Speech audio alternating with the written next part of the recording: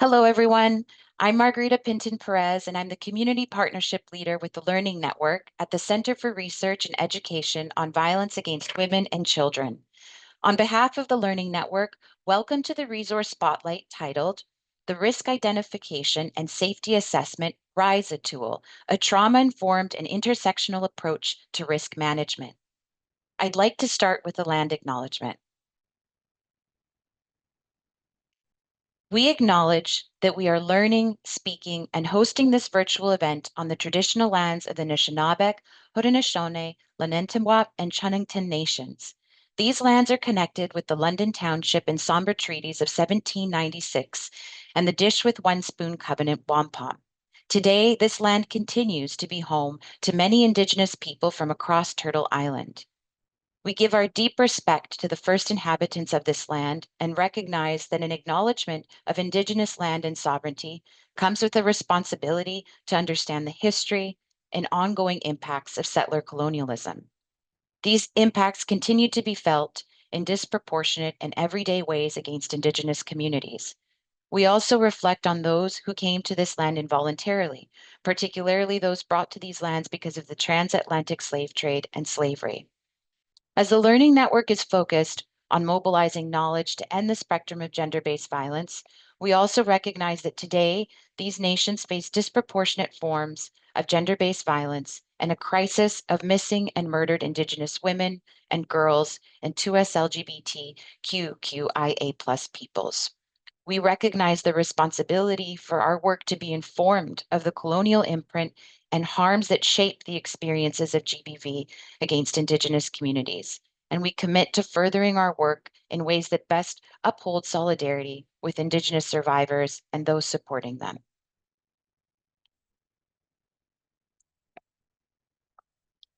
We are pleased to welcome today our presenters from the Barbra Schlifer Commemorative Clinic, who will be sharing the Risk Identification and Safety Assessment RISA Tool, a resource designed to help service providers working with clients who have experienced gender-based violence.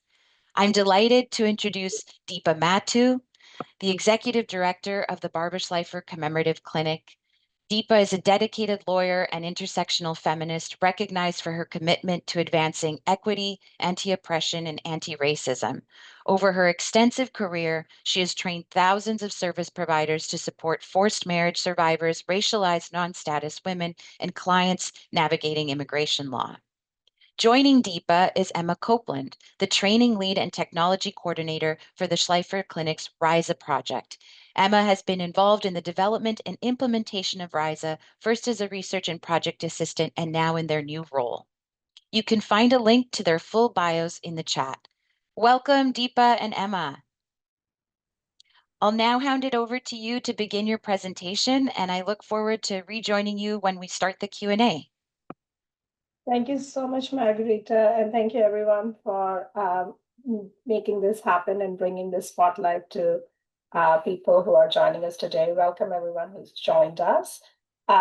Risk Identification and Safety Assessment, RISA, as we call it, tool, is a trauma-informed tool which uses an intersectional approach to risk assessment.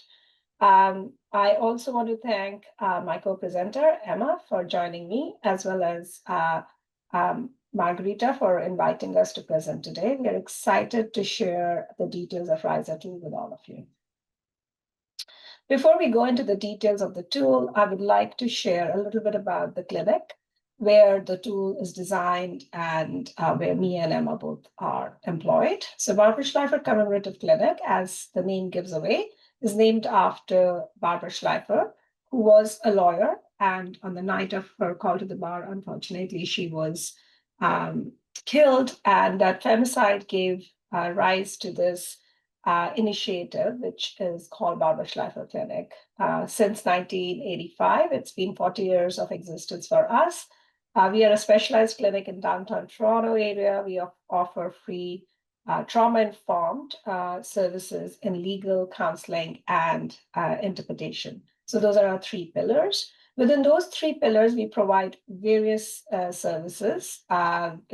In the area of counseling, we provide counseling and transitional housing services. In legal, we provide both family, immigration in one side of our team. And on the other side, we provide supports for criminalized survivors, for sexual assault and harassment. We provide services as well. We are the only independent legal advice voucher system service here in Ontario, and one of the first ones in the ILA as well. We provide multilingual interpretation in 200 plus languages, and we also run a social purpose enterprise with immigrant and refugee survivors, and which is related to the interpretation services as well. We have a centralized intake space where we do client need assessment, which includes risk assessment and safety planning. We provide case management as well as advocacy and law reform work that is part of the clinic's mandate. Our clinic intervenes at various different levels of court system on a regular basis for public interest. We served this past year close to 16,000 women and gender diverse people.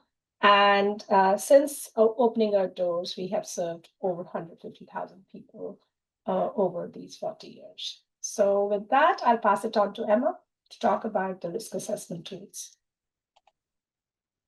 Hello, everyone. So before we get into the RISA tool itself, I wanted to give you a brief overview of why using a risk assessment tool is so important.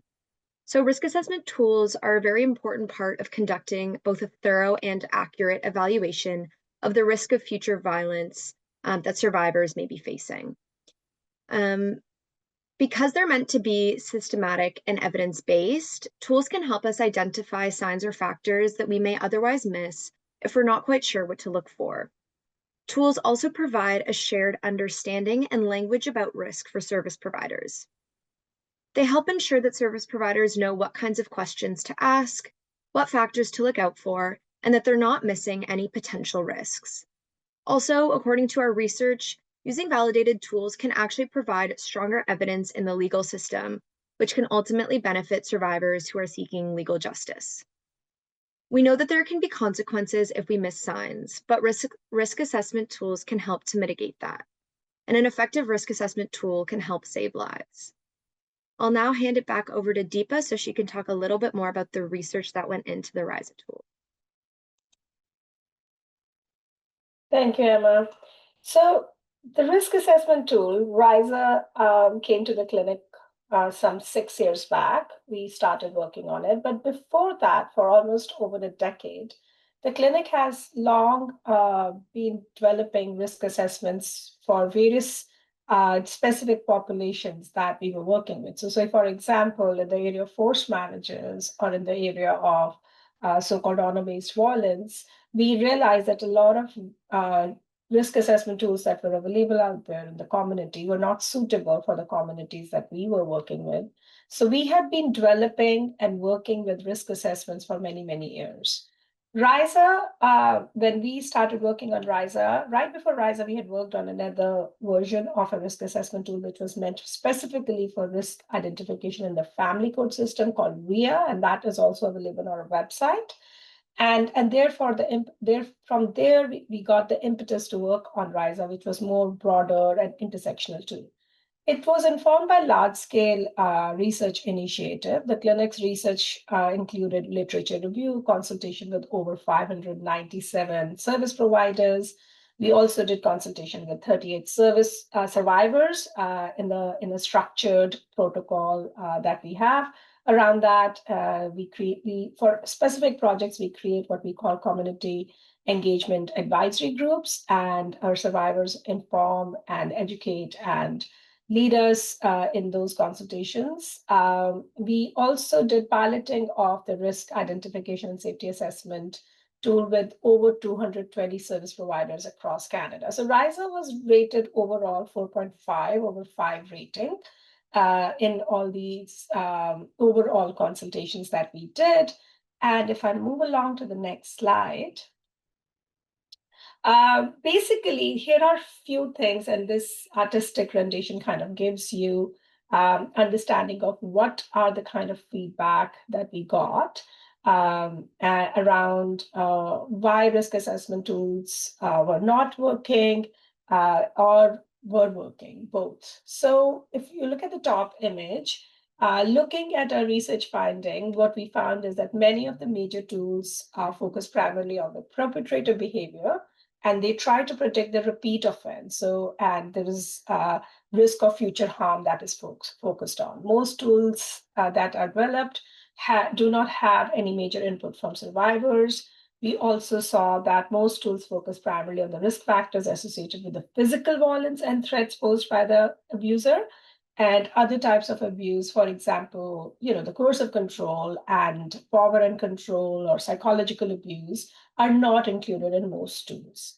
We also notice that most tools do not look at the systemic risk factors and look at the experiences of equity deserving groups. So, which could also mean that a lot of these tools do not have intersectional approach in their design and implementation. And again, one thing which is very common reality for most tools is that they're not tested with people who do not speak English as their first language or French as their first language, and they are tested only with people with heterosexual experiences and heterosexual couples or heteronormative behavior, and not necessarily with the gender diverse populations. Now, looking at the feedback from the survivors in the bottom image, what you will notice is that survivors from our consultation expressed that many of these tools did not include the experience of their trauma. 95% of the survivors who were interviewed were indicating that no one actually used any tool when they were getting assisted, and 45% indicated that they did not have any detailed safety plan. They felt overwhelmed by the nature and the sequence of questions, and the questions were too technical most of the time, and they felt it was too fast-paced. This is really, from our perspective, a call to the action for providers of services within the GBV context, and to think about the use of tools for deepening our understanding of how trauma operates and how we can figure out delivering our services in a way that mitigate against causing further harm. And also think about when should a tool be used and how should a tool be used. We also heard a lot of survivors telling us about that they need safety plan strategies which are accessible. They also kind of educated us about the need and importance of emotional safety as part of the safety plan. And another thing that we have noted, and that was in this project, but also overall that we have noted, is that many times safety plans and resources need to be offered in various formats and languages. So overall, RISA's extensive research and piloting has educated us, but it has also challenged us to ensure that survivors and service providers' voices were always centered throughout various stages of development. And we have summarized a lot of this in our research bulletins, and there's a lot of materials available on our website, on the main Schlifer website, as well as on the RISA website. And I am also hopeful that some of these resources were shared with you in advance. And now I hand over to Emma to take you over the RISA website itself. Thank you, Deepa. So I'm just going to share my screen, so just bear with me for one moment.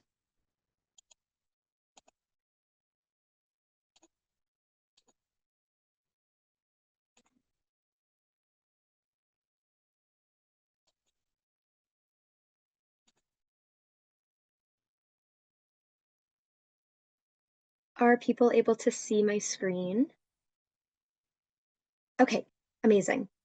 So this is the RISA Tool website. It's called www.riseaboverisk.ca.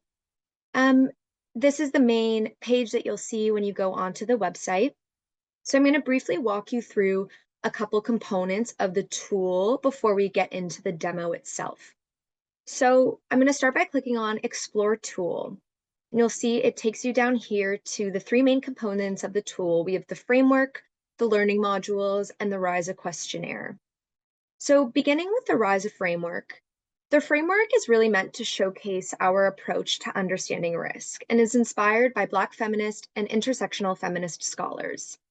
It's an intersectional, survivor-centered framework, and it takes into account both individual and system-level factors. It was really important to us to create a tool that is more intersectional and holistic than what currently exists. And I'll just say that this really is an ongoing process. We hope that users of the tool can use this framework to expand or deepen their own understanding of risk. And I'll briefly walk you through the 3 different levels. Our learning modules also cover the framework in more detail, so I won't linger for too long here. So if you click on the interactive framework, it'll pull up a larger version of the framework. So imagine it from building in the center, starting with the most individual level factors and expanding to social and institutional factors. The framework begins with survivors' unique characteristics and identities, and it then goes on to look at the types of GBV that the survivor is experiencing, things like physical violence, isolation, and financial abuse. The framework then acknowledges social and interpersonal factors like a survivor's social supports, their financial situation, and their mental health. And lastly, it expands to institutional and systemic factors like racism, colonialism, and ableism. And you'll see these little purple dots as well. If you hover over them, they just define some of the terms in the framework. And the RISA framework and tool are really grounded in this understanding that we can't use a one-size-fits-all approach when we're assessing a survivor's risk. And we have to understand that there may be many different factors at play. I'm going to close out of the framework and I'll quickly show you guys the RISA learning modules. So the learning modules are a very important component of the RISA tool. They're a way for service providers to expand their learning about risk assessment, safety planning, as well as trauma-informed and intersectional approaches to risk assessment and risk management. So there's 3 different modules. We have an introduction to gender-based violence and the basics. We have module 2, which is really about the foundations of risk assessment and safety planning. And then module 3, which narrows in on those intersectional and trauma-informed approaches to risk assessment. There are new modules being consistently added, so make sure to check back for more updates. So now that I've gone through these 2 components, I will get into the RISA tool and the demo of the interactive tool. So I'm just going to scroll down to the bottom here and hit Start Assessment. And then once you get to this page, you'll notice that there's 2 different versions of the RISA tool that you can use. So we have the online tool, and then below it, there are some PDF versions of the tool, which you can access as well. It's really up to you which version you would prefer to use. The online tool is more interactive and it's more of a personalized and easy experience. But the PDF version is always there if you aren't able to access the online tool. So I'm going to hit the Launch Tool button, and you'll see you get taken to the tool website. So before I begin with the demo of the interactive tool, I just want to give a brief disclaimer. Please note that this is a self-directed tool for service providers to use with professional discretion and in line with relevant organizational policies, professional codes of conduct, and laws. The Schlifer Clinic does not assume any responsibility or liability for safety planning conducted using this tool. And please always refer to your organization's own policies and procedures, which take precedent over the content provided in this tool, and make sure to consult with your supervisor. So I'm going to log out quickly. It's automatically logged me in. But what you will be taken to when you hit the Launch Tool button is this login page. So if you hit the Register button, you'll be able to create an account. You'll notice it'll prompt you to enter your email address, your name, and create a password. Please use your organization's email address and not your personal email address. And also please note that your account may take up to 2 business days to be approved. So I'm going to quickly log in. And once you log in, you'll be taken to this account page. And from there, you can click on My Dashboard in the navigation menu to access the questionnaire, the risk factor report, and the safety plans. So once you've completed multiple questionnaires, they'll appear in this table down here. They'll each be categorized by a unique RISA ID number. So each time you begin a new questionnaire, a unique RISA ID number will be generated for that questionnaire. Make sure to please write down the RISA ID number of your client so that you can keep track of their corresponding risk assessments, as we do not collect any personal identifying information about clients in this tool. So let's get into the questionnaire. If you open up a new questionnaire, you'll see at the top there's some instructions for service providers on how to use the questionnaire, as well as how to prepare themselves and their clients. I won't read through all of the questions, but I will briefly explain what each section focuses on. So if we scroll down, you'll see all 5 sections here. So section 1 asks about the client's current situation, including questions about their living situation and any court applications. So at the top of each section, there's a brief description for providers, along with a suggested script, as well as some prompts that you can use to guide your way throughout the assessment. And these prompts and scripts are meant to help you guide the conversation in a trauma-informed way. So as you're going through the questionnaire, you'll want to tick the answer choice below the question that applies to your client. And then there's also a comments and notes box down below, which you can use to note down any additional information that your client brings up that may be relevant. All of this information will translate onto the risk factor report, which I'll show you in a minute. So I'll quickly collapse that section. I'll move on to section 2. So section 2 asks questions about relevant identity factors. So these are things like a client's age, their gender identity, and their immigration status. And then sections 3 to 5 ask questions that aim to identify the level of risk that a client is experiencing. So section 3 asks about the types of violence the client is experiencing. Section 4 asks questions about the person who caused harm. And section 5 asks about institutional and systemic factors that the client may be experiencing. Once you complete the questionnaire, you can click on the Generate Report button at the bottom of the screen. You can also hit the Save Draft button if you're completing the questionnaire over multiple sessions, or if there are questions that you want to return to later. You can also edit the questionnaire for up to 60 days after starting it, regardless of which button you press. Please note that we cannot guarantee access to the questionnaire beyond 60 days, and we also don't retain any copies of the questionnaires. So once you hit the Generate Report button, you'll be redirected back to the dashboard page. From there, you'll be able to see your new questionnaire, risk factor report, and safety plan, all categorized based on the RISA ID number. Again, please remember to note down the client's unique RISA ID number so that you can keep track of their corresponding risk assessment.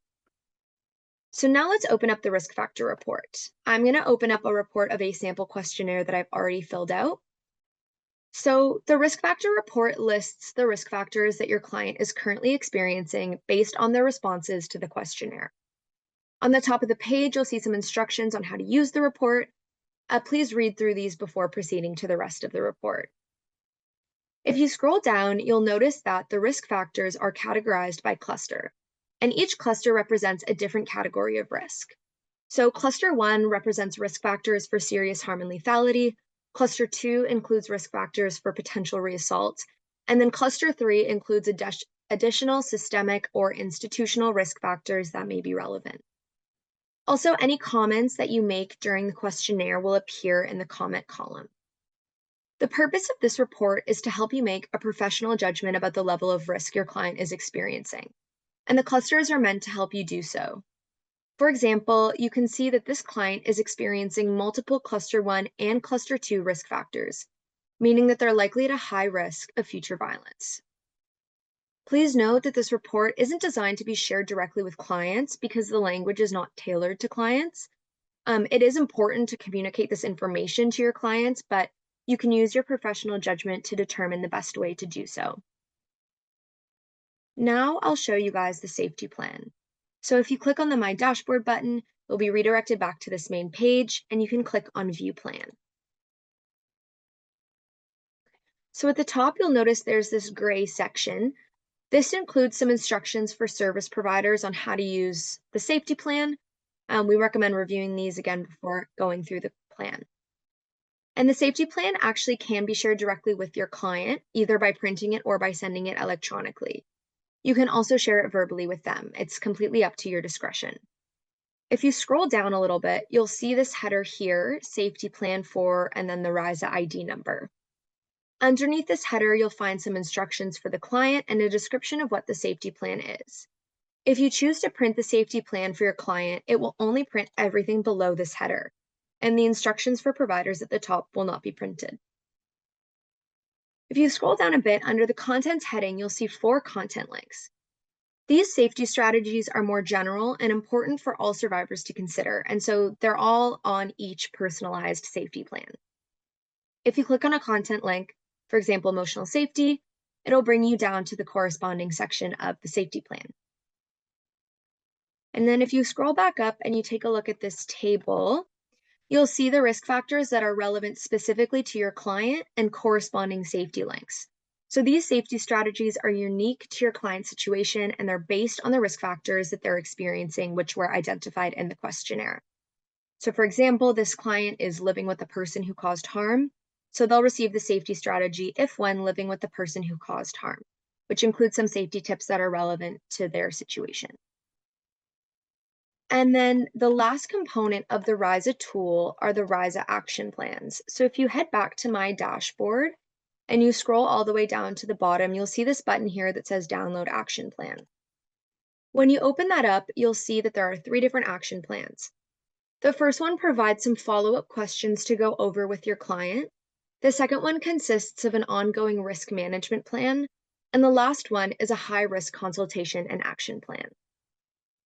So thank you so much for listening to this demo. I'm now going to pass things back over to Deepa to do a little debrief of everything you just learned and answer any of your questions. So I'm going to stop sharing my screen.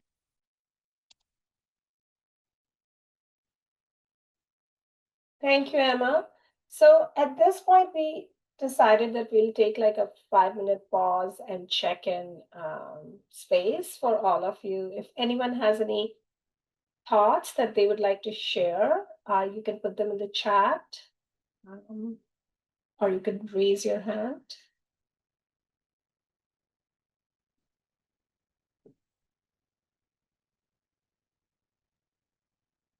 Deepa, it's Margarita here. They can submit their questions in the chat or they can submit questions in the Q&A, but our chat is currently closed and there isn't a way to participate with raising the hand right now. Okay, thank you so much, Margarita, for clarifying that. Yeah. So just at this point, we won't be taking all the questions, but there are a couple of questions that I can see in the chat function that might be relevant for this stage. So one of the questions, this is meant for Emma, is there any option where service providers, caseworkers can populate the form to see and assess how the form and system works with just supplying journal response and they get in the client population they serve without a specific client information? So yes, you can do testing with the tool. And the only downside to testing too much could be that you'll have a bit of a clutter in your own dashboard created, and you'll have to continuously try to clean it. And so, yeah, I would ask you to be careful and not do too many testing files. But most definitely you can just test it using like what you may call it, like a Jane Doe name. And other question, Emma, is do you feel this would be useful for survivors of sexual violence or could be used in sexual assault centers? We will be telling you a little bit about the tool and what the next stages of the development of the tool is. There is a benefit in using it with survivors of sexual violence, but it's not designed specifically. It is designed more generally for broadly speaking gender-based violence. But we are going to be developing some specialized portions of the tools and the human trafficking survivor is one of those, and sexual violence and criminalized survivors are some others that are on the horizon. What age range is this tool intended to use for? Emma, what is the age range? So Over 18 is the age range of the tool. This is just because most of the risk factor research that we collected is focused on individuals who are over the age of 18, and there's not a ton of research for teenagers. However, there are aspects of the tool that are applicable as well for teenagers, but yeah, it's really meant for anyone over 18. So it could be anyone from 18 to 75. The questions really cover a broad level of factors. So if you have survivors who are what I call the early majority client base, which is 16 to the 18, where there are young adults, I would say you could look at the questions and see what questions might be relevant for the work you are doing specifically. But as Emma said, we haven't tested it for teens and we haven't tested it for young people. So there is a technical glitch with the login page. I think we should make sure that we will make sure we send you all the correct links. If the links are not working right now, we will send them again by the end of the session or during the session. We'll check what the problem with the links is. So I will take this as our last question around, should you be adapting the tool? I think broadly speaking, yes, you can adapt the tool. You can also skip the questions. And the only challenge I see with that is that you're relying on your professional judgment, which is important to be relied on. In fact, throughout the tool, we give the script around that people as service providers or professionals and experts should always use their professional judgment. But I would not want you to adapt it to a point where it doesn't remain relevant, because then the results that it is supposed to produce for you, it won't produce the same results. So it will be an assistance to the work that you're doing, but the results and the plans that it's producing, it's not necessarily going to do the same thing.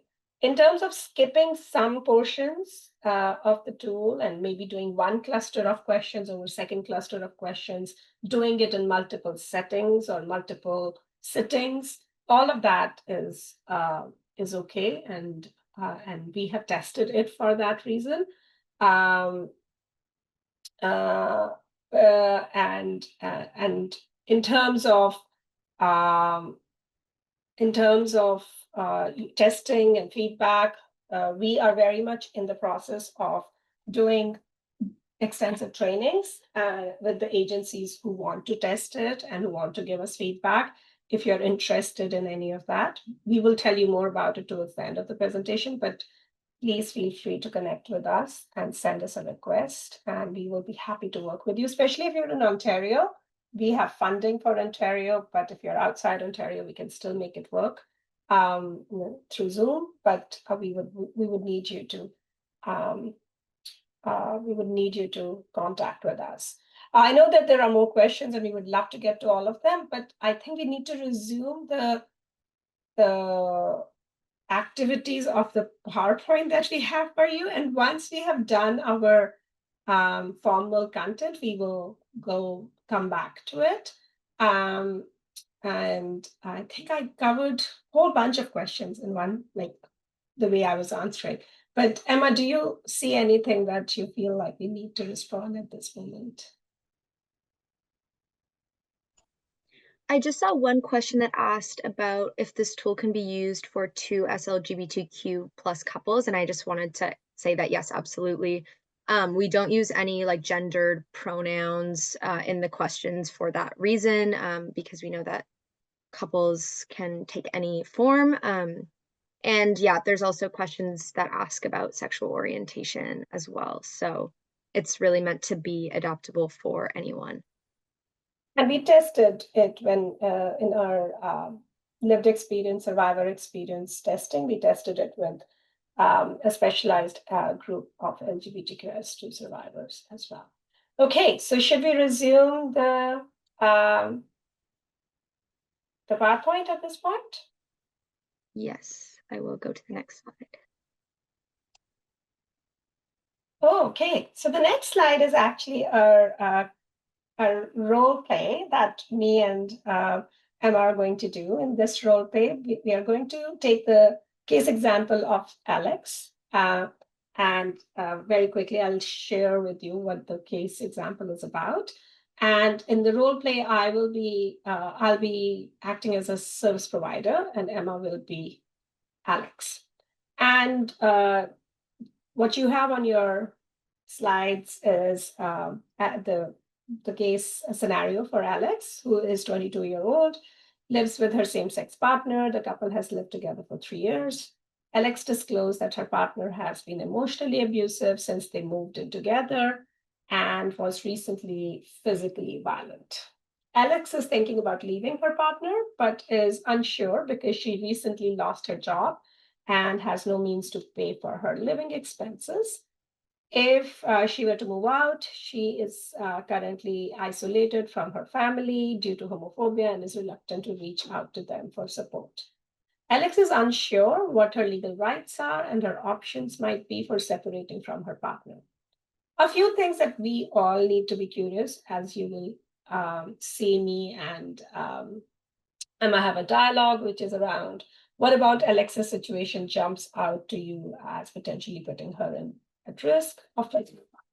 And are there any safety considerations you can think of that might be particularly relevant for Alex's situation? So moving on to the next slide.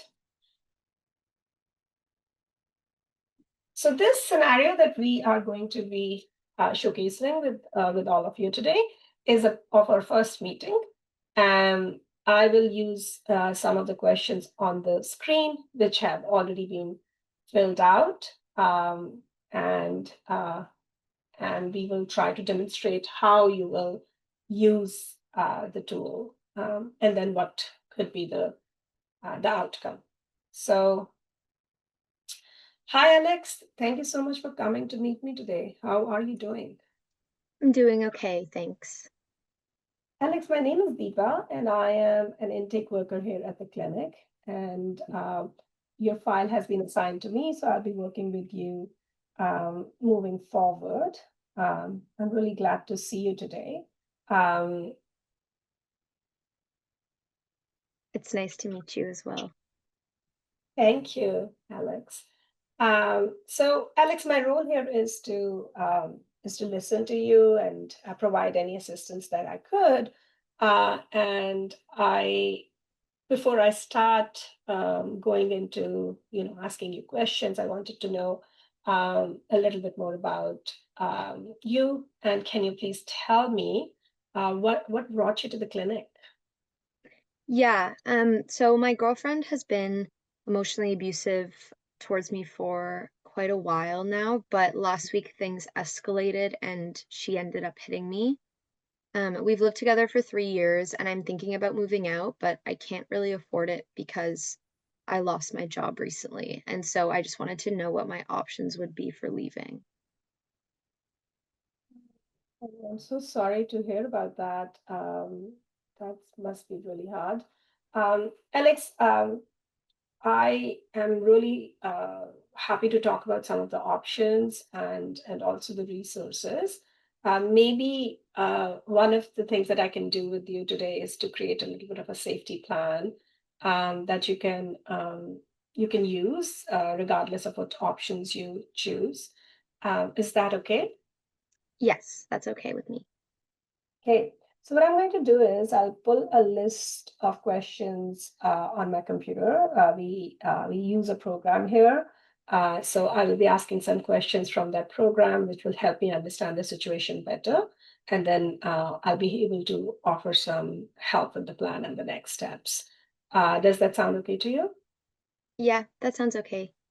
Okay. Can I just very quickly ask you, how would you like to refer your girlfriend throughout these questions? You can just refer to her as my girlfriend. Okay. Okay, that sounds good. Um, okay, so if you need me to repeat any questions, please just let me know. The first question I have here is, are you currently living with the person who's causing harm, which in your case is your girlfriend? Yes, I am.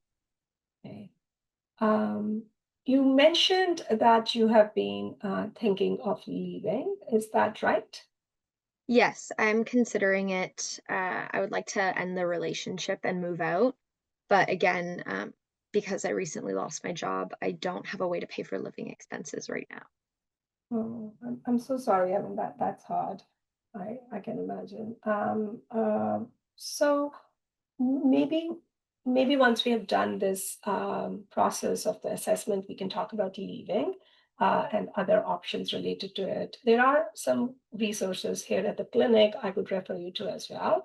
But going back to the questionnaire for a minute, are there any other barriers that you think you would have leaving your girlfriend? Yes, my family kind of stopped talking to me when they found out that I was dating a woman, so I don't really want to reach out to them for support because I'm not sure how open they would be. Oh, okay. So your family's connection is going to be. I understand. Okay.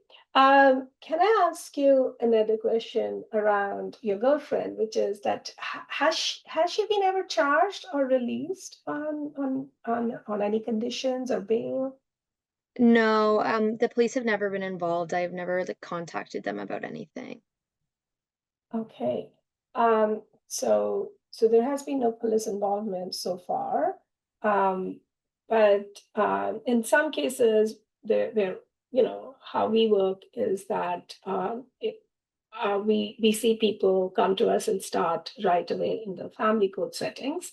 So instead of making the complaint, they decide to leave. And start a process. Are you planning to start some kind of a process in family court?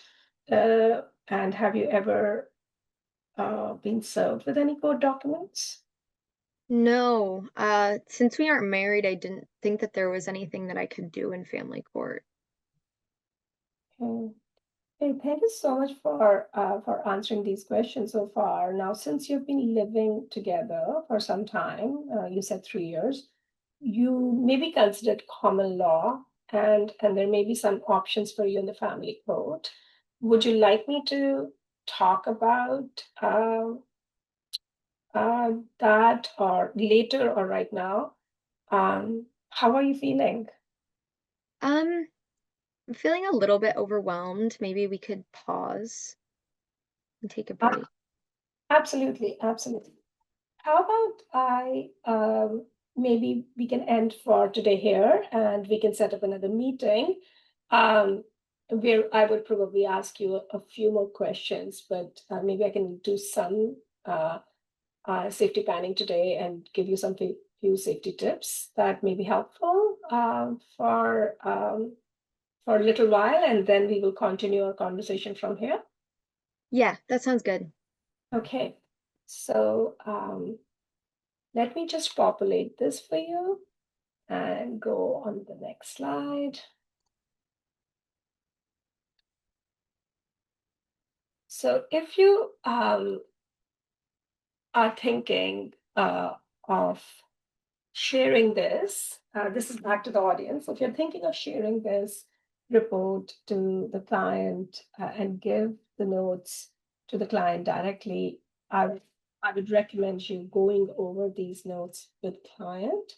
And if you're choosing to just use it for your own professional judgment and then offer some material, whatever format your agency uses, you could use that too. So it can be done in either or way. So Alex, here are a few things that I'm thinking that you should um, keep in mind. You should think about your emergency escape plan in terms of, you know, who are the people you would call in case situation escalates. Do you have anyone, Emma? Sorry, Alex, do you have anyone who you could call right away if there is a situation that escalates? Yeah, I've got some close friends that I could reach out to. And does any one of them know about your situation? No, I don't, yeah, I didn't really want to share it because I feel kind of ashamed, so I haven't told anyone. Okay, so from our conversation today, and since the tips that I'm offering you does include thinking about a clear safety exit pathways for yourself, and one of the offers that we always give to people is that you should think about who was your trusted friend, colleague, or neighbor, or an organization who you could speak with, and also who could be keeping an eye out in case something happens unannounced or things escalate.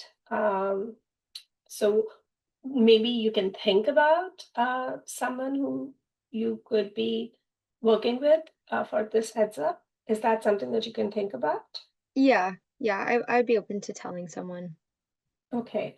And then maybe next time when we meet, you can tell me who that person you're thinking about could be.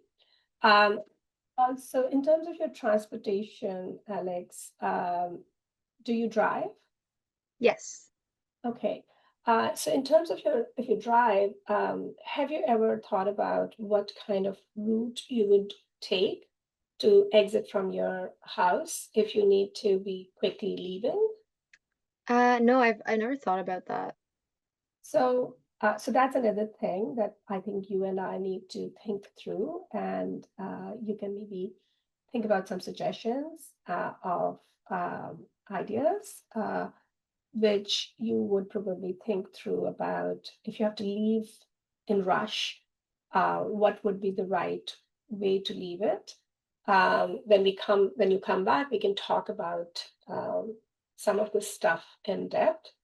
I'm wondering how are you feeling at this point?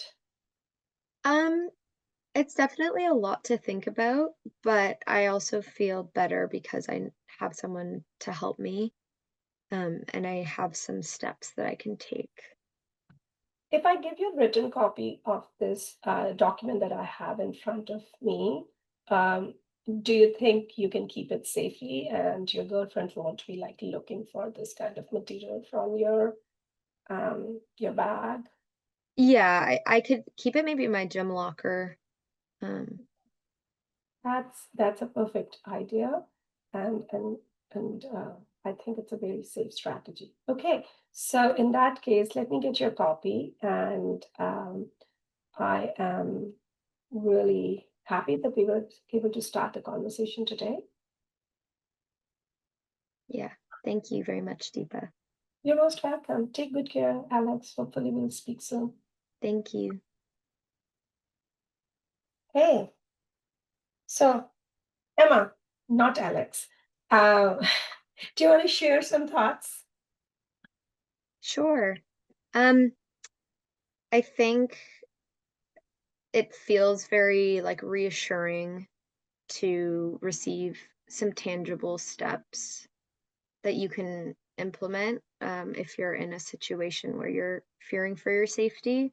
So even just talking through like contacting a trusted friend and thinking about a route that you could take to leave a situation is really helpful for people, even if they're not quite ready to do the full in-depth safety planning. Just having a couple of things that they can have in their head would just make you feel more at ease. I agree with you. And talking in this setting where I'm not a real worker at this point, and you're not a real client, even then it feels like there is so much to unpack, and there are so many things that needs to be checked and asked.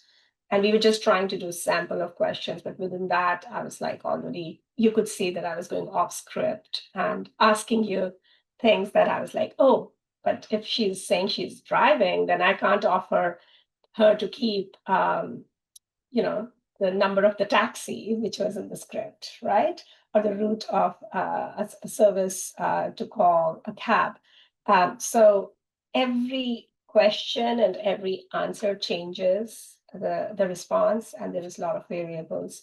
And one big piece which I really like about the tool is that it prompts and gives you a lot of prompts and a lot of ways of asking the question, and helps you think through how can you introduce the topic to the person.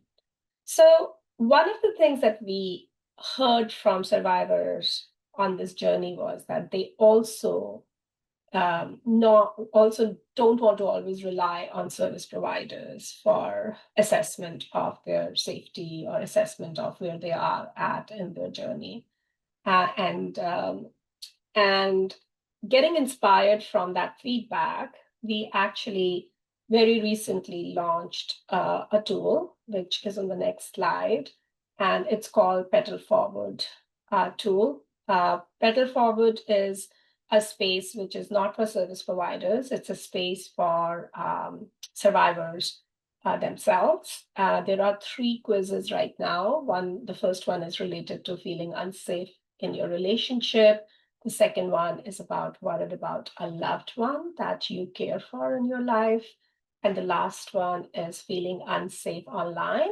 And we have 3 more in the pipeline that we will be launching. And this whole space is designed for service for survivors and people with lived experience, whether they call themselves survivors or people whether they call themselves someone who's a victim. Doesn't matter. It can be used by basically anyone who wants to know what are the safety tips out there for me, and how do I keep myself safe? What kind of red flags and green flags in there when I'm in a relationship? And then there are some infographics, some self-education tips, and materials. And again, similar to RISA, we use a very similar technology where you will fill in the space with your own answers to the questions directed, and the response will give you ideas of what is happening and what level of supports and planning do you need to do. And the website also gives a number of resources that survivors can connect with, and then those resources are national, and those could be the starting point and conduit to various services, local services.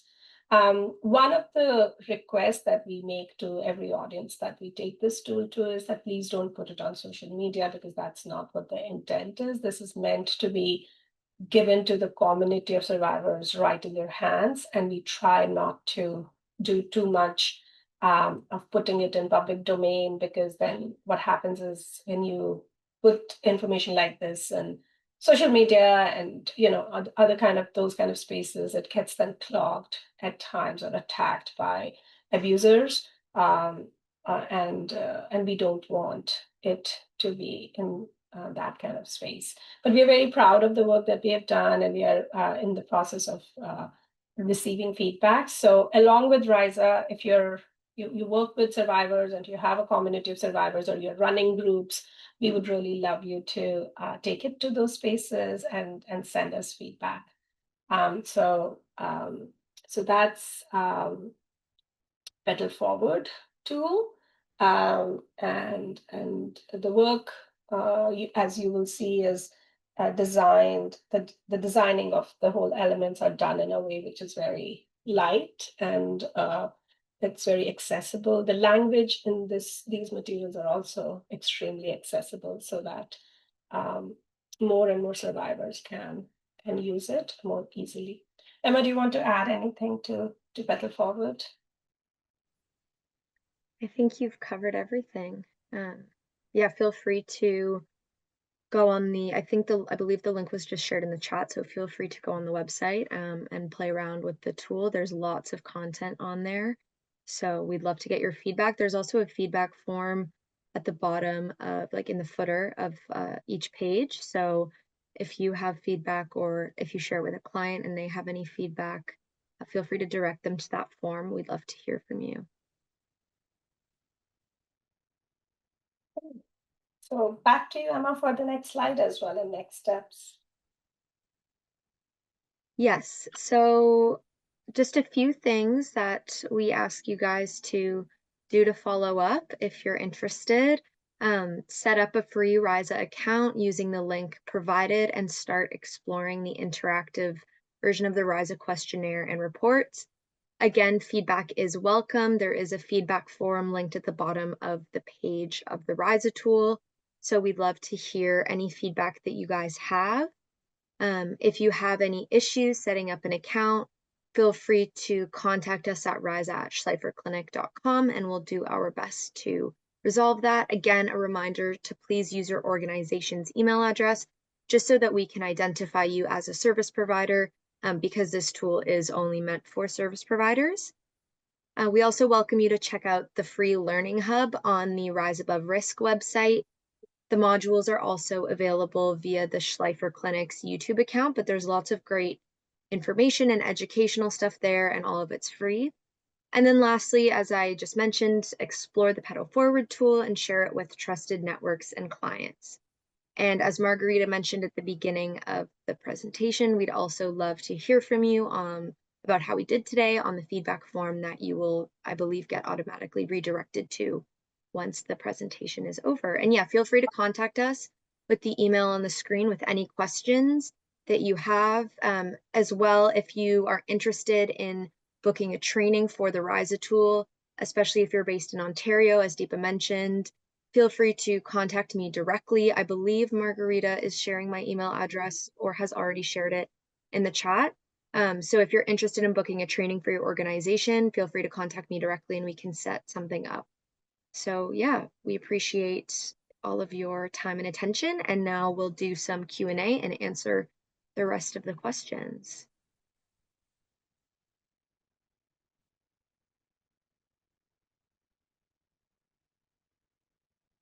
Oh, Margarita, we can't hear you. We can see that you're Right. talking. You can see me talking. Okay, thanks, Deepa.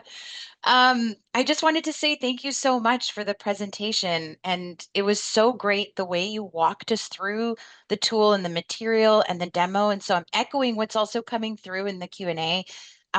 It's such an excellent tool. It's really comprehensive. There was a lot that you shared today, and the way you walked us through it was really clear. There were some questions that came in, so I want to take a few minutes that we still have together. We're together until 2:30, so I'm going to go through some of those questions next. Just a moment. All right. So there was a question from the audience. A couple of people are thinking about how to use this tool and thinking about tools that they might be currently using. So one of the questions is, how difficult would it be as an agency to transition from, for example, the Ontario Domestic Assault Risk Assessment, so the ODERA assessment, to the RISA? And could you see the two tools being used together? And there's another question. How would you compare the two? In terms of if you're trying to use two tools together, I could see possibilities because the purpose could be slight. You'll have to obviously decide with your own policies and protocols how you want to utilize the two spaces.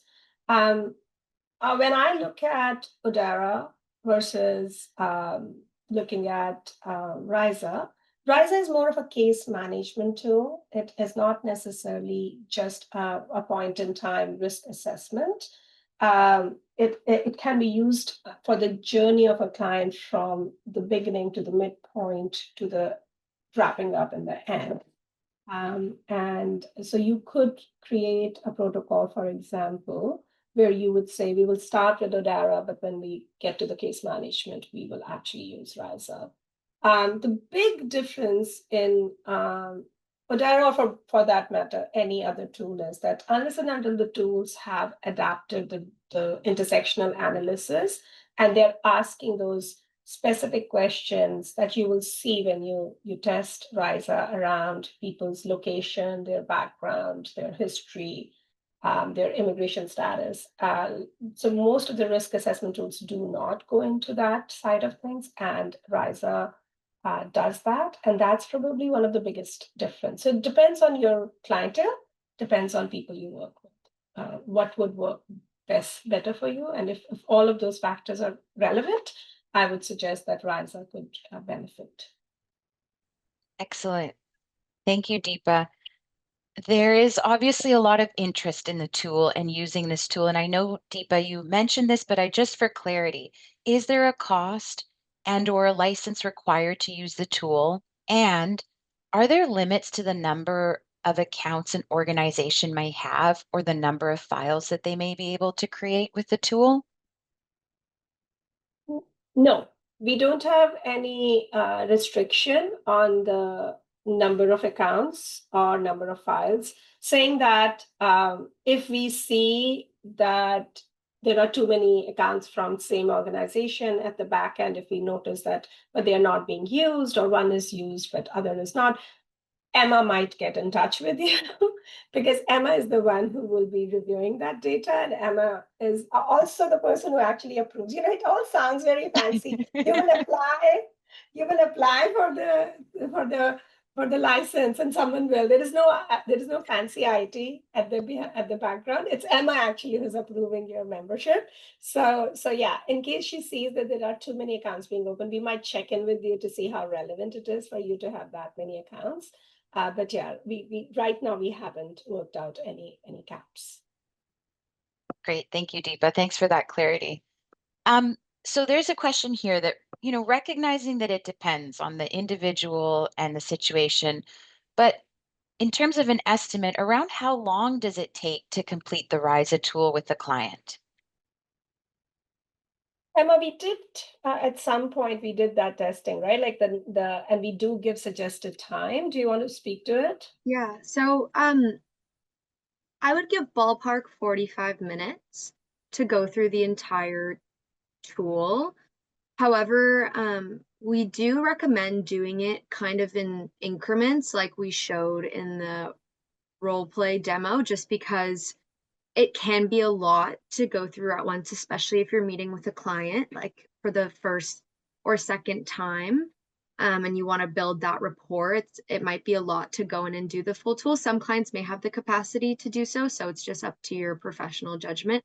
But yeah, we'd say about 45 minutes, but also once you familiarize yourself with the questions in the tool, you can kind of like go off the ones that are coming up more in your initial assessment and then maybe save some of the ones that you still want to address, but maybe are not like the most pressing risk factors to do a later risk assessment and more of an ongoing risk management strategy, if that makes sense. Emma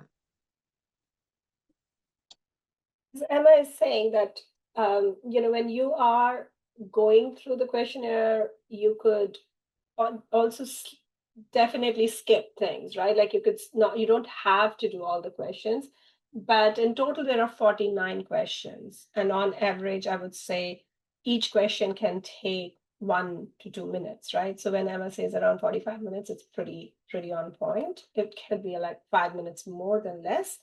And in a trauma-informed practice point of view, you don't want to be asking that many questions in one sitting. And hence we say that spread them out, prepare your client around what is the goal of the meeting. So that front loading is really important, and why you are using the tool and how many questions you might be asking them. So if you can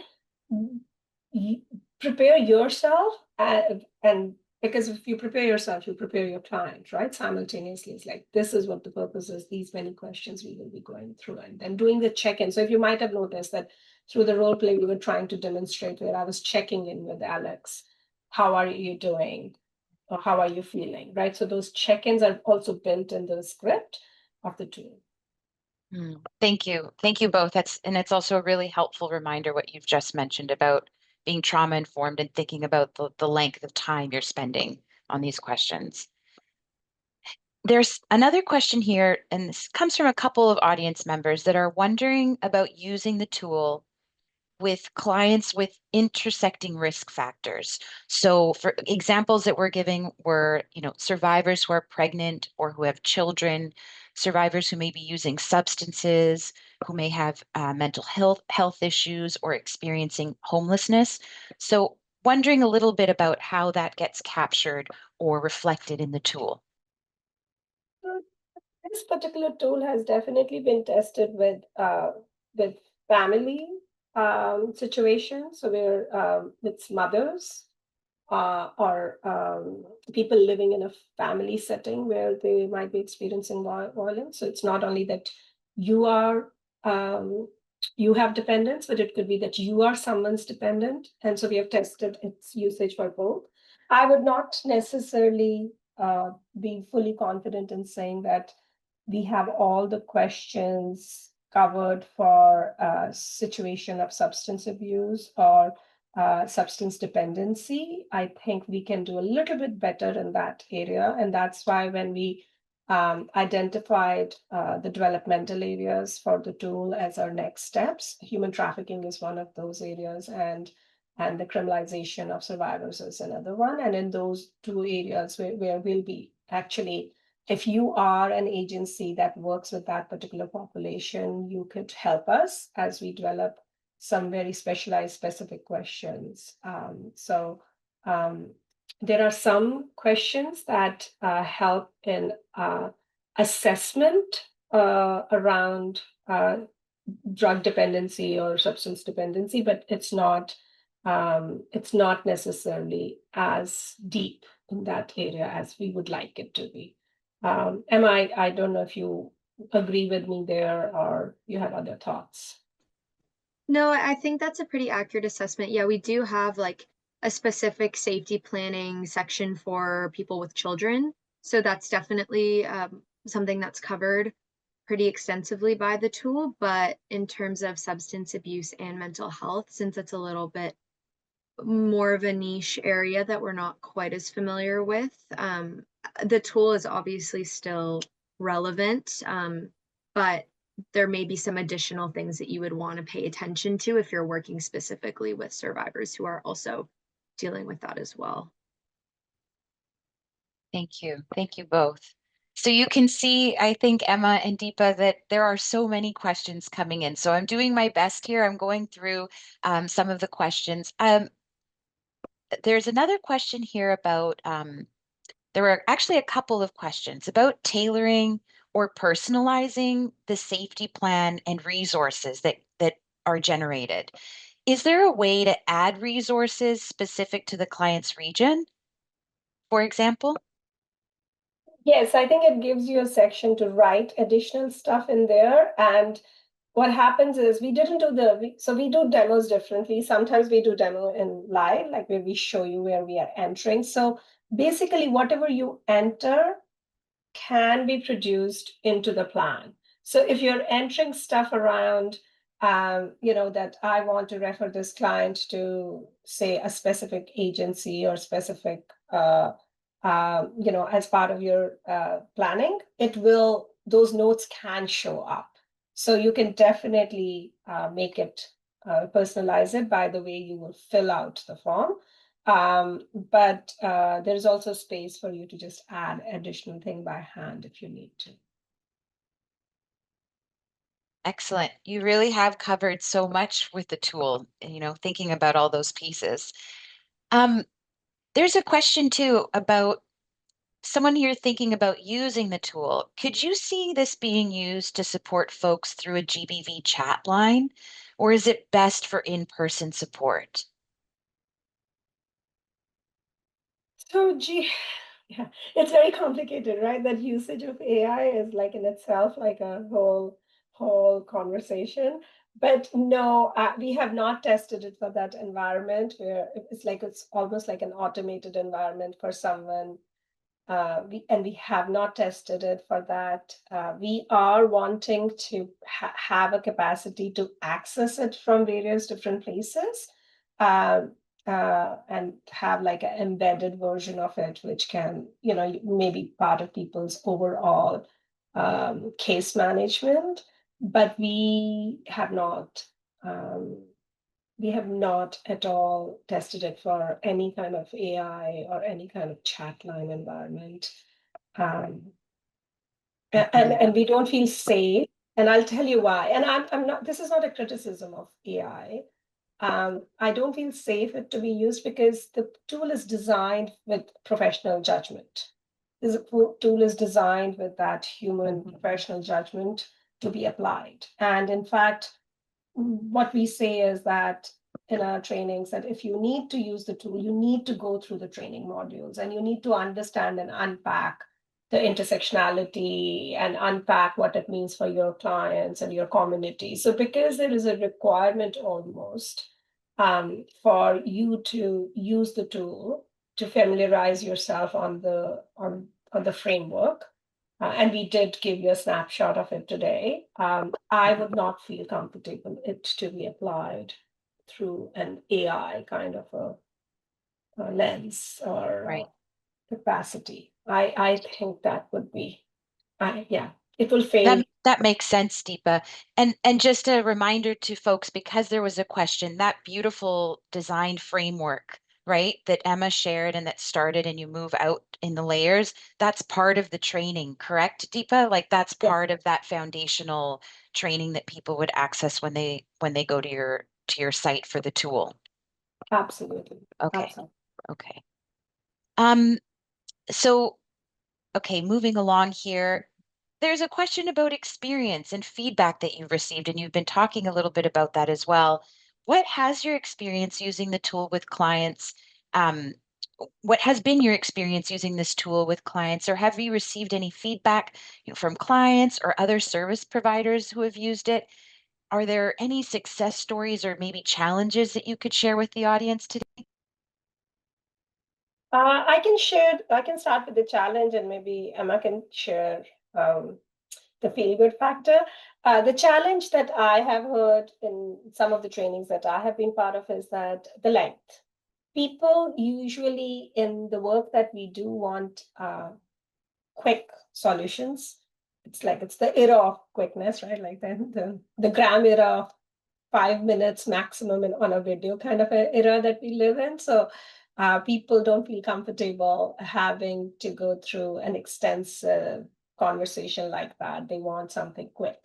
And people, and we do understand that for some location of services, maybe you don't have the privilege of having long-term relationship with clients and you are only a screening place. So we are going to develop a screening tool aspect of this to cover that experience, but length is something that I've heard a lot of people when they go through the entire script and we expect you to be thoughtful and we expect you to be trauma informed and we give you a lot of prompts to follow. So the entirety of and because people are working in such fast-paced environments at times that they find it a bit overwhelming from that perspective.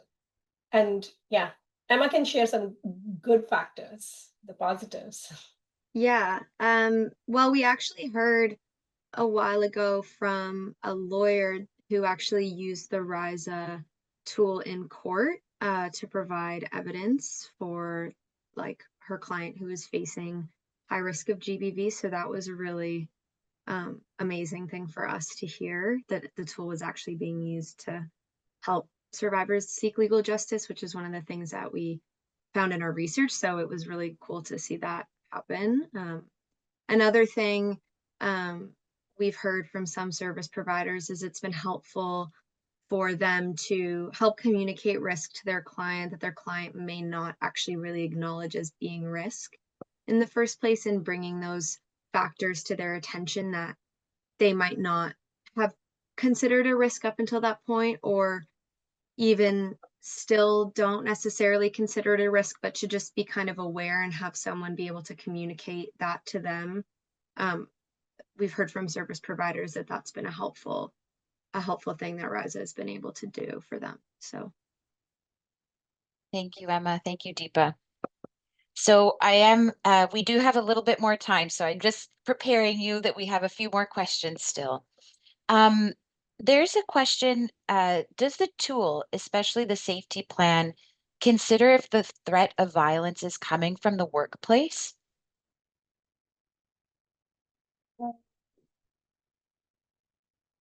So We do have some questions about related to people's situation of employment, but it is not a workplace harassment tool per se. It would cover some questions again, but I would not say that it is a tool that is meant for workplace harassment in particular, as we were talking about sexual violence. Workplace harassment can be very, it does keep it is enough open, and I would invite you to test it. It is enough open that the cast of the characters um, who are exerting power and control in a workplace harassment situation, because the clinic does have a workplace harassment work. Like we have 2 projects right now which focus on that, and we have caseworkers and lawyers working on that, and including independent legal advice. And so we do utilize some of the questions coming out of RISA for that particular group of survivors, but it's not necessarily meant for that particular population. And it's the universality of it that we are asking you to test. And then probably again, similar to experience of human trafficking or sexual violence, there might be some additional questions that might be needed to be asked, which are not right now included. Right. Right. Thank you, Deepa. Thank you. I've noticed that after we responded to the question about the chat, there was just some clarity and some follow-up questions. So some people are saying it's imagining using this tool, for example, for a chat line or a phone line that's operated by a service provider, or also perhaps someone using this tool virtually. So maybe meeting with the client virtually. So Deepa, I just wanted to give you a chance if you might want to respond to the use of the tool in those contexts, not AI. Absolutely. I think if you're using it like as Alex and Deepa were demonstrating, right? Like that can totally happen. That's not a problem at all. Using it in a phone meeting, it's not a problem at all. As long as you have a way to then share the safety plan, whether it's through a safe email or whether it's through some other provision, that whatever works for in your community. Yeah, no, for those settings, it's not a problem at all. But I was thinking, I actually went very quickly, and that's like maybe the world I live in. I very quickly got to the chat lines, Yes, like the auto AI focused chat lines. That's where my headspace went. So I apologize. that's fair. That's fair. Yeah, this is just that. Thank you, Deepa. That'll be able to provide our audience with the response. Yeah. So, Margarita, can I just very quickly of course. say, so in the current project of RISA, what we have some commitments that I want to share with all of you, which might help people as they're thinking about would they like to test it or not. We have commitments of actually developing the tool and the questions in multiple languages. Currently, also the questionnaire can be very easily. So we have a PDF version of the questionnaires available. So the automated version or the web tool version that we showed you is not the only way you got to use it. You can actually still download the PDFs and you can still use it in old school type where you're using your pen and paper and sitting with the person and doing it. And those questions can be made available in multiple languages, including French, with very little lead time because we have our own interpretation services, as we told you. We could get those translated. With some languages, we have made commitment already. But if there are organizations who are working with people with different languages. So I just, because I had noted someone had asked, do you have this available in French? And yeah, the French questions, not, the web tool is not available in French, but the questions are available in French if someone needs the PDF of the questions to test them. Excellent. Sorry, would you mind if I just hop in for a second? Please go ahead. Yeah. We do have a multilingual plugin on the interactive tool, but it's not a perfect translation. So as Deepa was saying, like we do have like properly like translated versions that are been done by translators, but that is available. So if you are wanting to access the tool in a different language, I believe there's 10 or so languages that are available. As long as you're aware that there may be some small errors and you can kind of catch them as you're going through the tool, we encourage you to try it out with a plugin as well, so that we obviously want to make it as widely accessible as possible. So we do have that option. Yes, thank you, Emma, for capturing it. Like the web tool also can. There is like language, website language accessibility little box that you can click on. So yeah. Excellent, excellent. There's a question as well. So you did respond earlier thinking about those between 16 and 18, but there's another question here. I understand that this tool is meant for those 18 and older, but I wondered if it could be used in cases of family violence, perhaps where a caregiver who may be experiencing violence and aggression from a teen.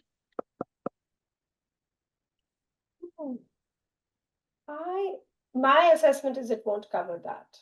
My assessment is it won't cover abuse from a teenager, right? Like, I think there needs to be a very specific kind of line of questions that need to be asked when you have a young person inflicting violence, because yeah, and it would require a different level of nuance and prompts and supports. Again, I mean, if you work with that population and you want to test the question and see what kind of questions, because it still has some safety planning tips which are universal and can be helpful, but I don't think that it can be used for that particular scenario. But you're giving us a lot of good ideas to think about. So thank you for those. And you're right, and there are many questions still coming in, so there's a lot of curiosity, a lot of interest in the tool, Deepa and Emma. So okay, I've got time for just a couple more questions, so I am going to just provide a few more questions here to both of you. You said, sorry here. Okay, I guess there was another question here about, can you say a little bit more about how you think the RISA tool and reports could be used in legal proceedings? And is it possible, and I'm not sure here, the person is asking, is it possible to share the name of the case where the tool was introduced in court? So we don't have the name, I think, because this was something that we heard from the service provider. We would be happy to go back to them and check with them. And my understanding is what they used the tools assessment, the risk assessment was in a setting of a family law case proceeding to showcase the level of risk this particular person was facing and a restraining order that they were applying, and the case actually had a social worker already involved for other reasons in the case, and it was already a case where there was demonstrated violence, and that's where it was utilized.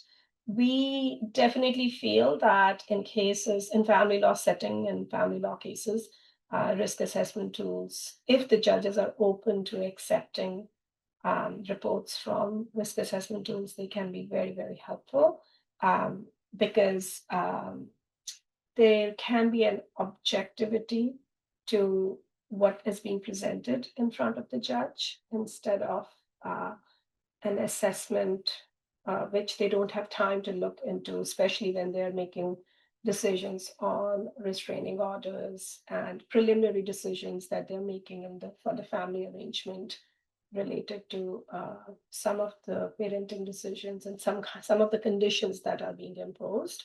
At that stage, it can be very helpful. And happy to go back to the agency that informed us of their utilization, and if we get any more information, Margaret, I will send it back to you. That would be great. Thank you, Deepa. Thank you. I'm just going to remind folks, because we do continue to get some questions about like the fees Again, just to mention that this tool is free and accessible and that there is also some training. Emma, if you don't mind, could you maybe share that information just another time, because we are getting some questions related to that.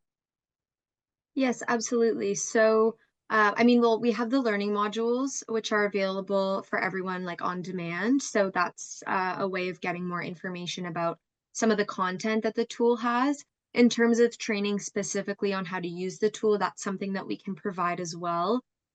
It's not something that's available on demand like a video format. We'd actually do either a virtual or an in-person training where we'd walk you through kind of something similar to what we did today, do a demo of the tool, maybe do a role play depending on your needs. So if you're interested in setting up a training, feel free to email me. What we normally do is have a short consultation with the person who reached out, just to get a better sense of the needs of the organization and how you're going to be using the tool. And then we would create a training for you based on that and find a date and a time that works for you. So yeah, training is available. Please reach out. We are happy to do trainings for you guys. So Also, if I may add, if your agency after today, chooses that you would like to test the tool, and you would like to give us feedback on the tool, please contact Emma for that as well. In fact, after we have made the changes to the tool that we are hoping to make in next little while, we have official partnership available on this project. There's some months left into that, so we can develop a partnership with you. If you are interested in doing testing down the line, we will be very happy to also explore that. If you are in Ontario, though, that opportunity, unfortunately, we don't have nationally available at this point. Someone asked earlier, like as I'm looking at the questions, that how many people have we tested the tool with? So we talked about that in the presentation. The tool was tested with over 500 service providers, and 38 survivors participated in the process of testing and giving us feedback and development as well. There was another question, Margarita, like how many people have used it? That data, unfortunately, we don't have handy, but maybe in future presentations we will get. Wonderful. Thank you both. Deepa, Emma, thank you so much for your presentation, for all of your time, for answering all of these questions. Deepa and Emma can also share the questions that were submitted. Not all of them were responded to. It might be helpful for you to have as well. Thank you to everyone who was participating and submitting questions. A special thank you also to all of the CREVAC team that's behind the scenes, Esther, Jenna, Nicole, Annalie. Thank you also to our ASL interpreters, Alex and Amanda. And just a friendly reminder to everyone to please complete the evaluation form. And also, there's a link to receive a certificate of participation. The link for the evaluation will automatically open in your browser after the event and this session has ended. So thank you again, Deepa and Emma. Thank you so much for your valuable time today, and for walking us through this very important, excellent tool. We look, to everyone else here, we at the Learning Network look forward to welcoming you at our next event. Thank you, everyone. thank you so much. Thank you, Margarita. Welcome.